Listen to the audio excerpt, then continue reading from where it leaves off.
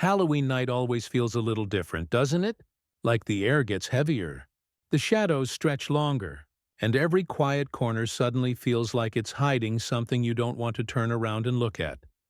But here's the thing. Not everyone wants their heart rate exploding out of their chest tonight. Some people love the Halloween vibe, but hate the idea of actual terror. Some can't handle jump scares. Some can't handle gore. Some just want something spooky enough to match the night, without waking up at 3 a.m. questioning reality.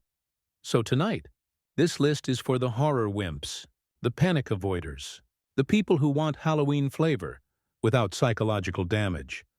Horror films that sound scary, look scary, feel season appropriate, but won't ruin your sleep.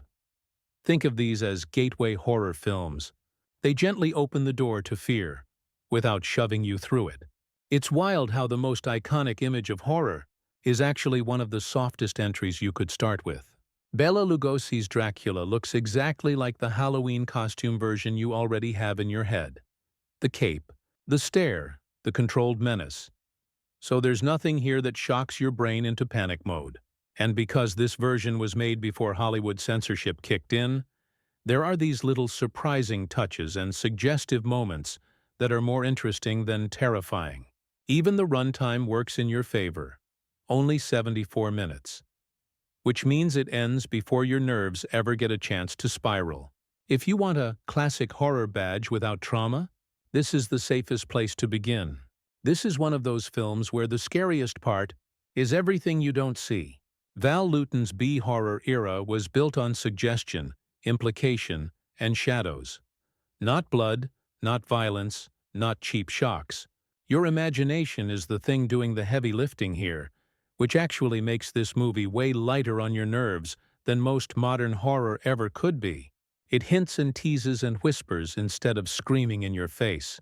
Honestly, and I mean this with love, Cats, 2019, is more visually disturbing than anything in this film. So if you want to test the psychological tension side of horror without any nightmare fuel imagery, Cat People is one of the gentlest stepping stones you could ever start with. Before John Carpenter came along and scarred an entire generation with body horror nightmares, there was this version. Same core concept. Alien threat, isolation, paranoia, but wrapped in that charming, almost cozy 1950s sci-fi tone that takes the edge off completely.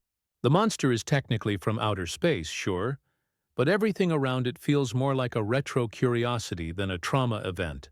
And here's a fun little flex.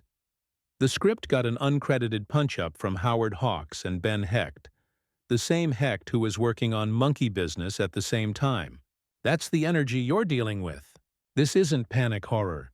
This is fascinating artifact from film history horror, which makes it the perfect stepping stone before you ever even think about touching Carpenter's version.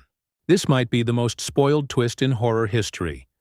Everyone already knows the birds attack. There's no shock reveal coming, no sudden moment that flips the world upside down. And that actually makes this one way easier to sit through for nervous viewers. The horror in this movie isn't gore or a monster you can't look at. It's the randomness of nature suddenly turning on people without explanation. Jessica Tandy, Tippi Hedren, Rod Taylor, they're all just trying to survive something that makes no logical sense. But because the threat is birds, not demons or possessed children, the tension is totally manageable. It keeps you curious, not overwhelmed.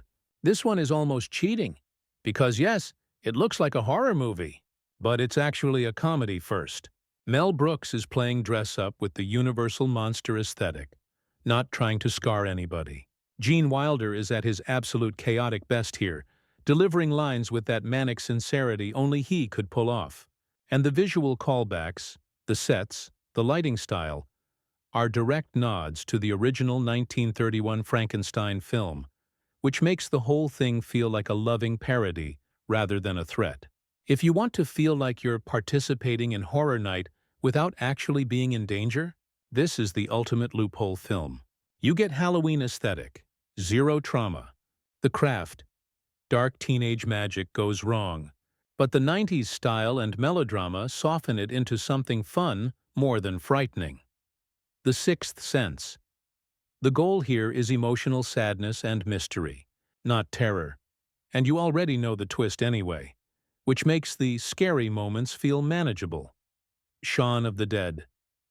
Yes, it has zombies, but the comedy structure constantly diffuses the tension before it gets overwhelming. Coraline. It's unsettling and creepy in idea, but the animated style creates a layer of emotional distance that makes it easier to handle. Happy Death Day.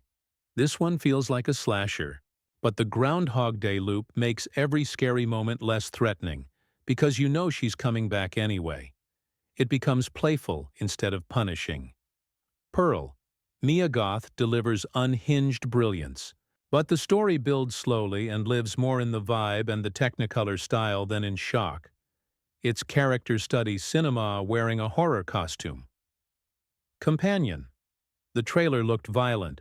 Sure, but the film is actually a tense sci-fi character piece about humanity and control.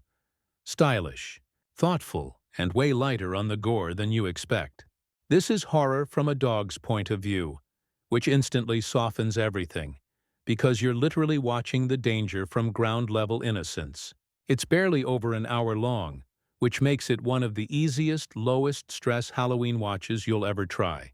And let's just say the most important piece out loud right here. The dog does not die.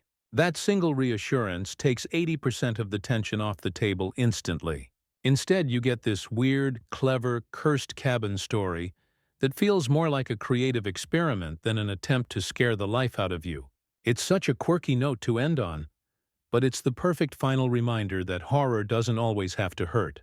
So at the end of the night, maybe the real point isn't how loud the screams are, or how many buckets of fake blood a director throws at the screen. Maybe the real power of Halloween is that little electric feeling of possibility. The idea that something strange could happen. Without actually putting your nerves through the shredder. Horror doesn't have to break you. It doesn't have to traumatize you. Sometimes it just needs to tap your imagination, give you a chill, and then let you breathe again. So now the question is simple. Which one of these would you actually dare to watch tonight?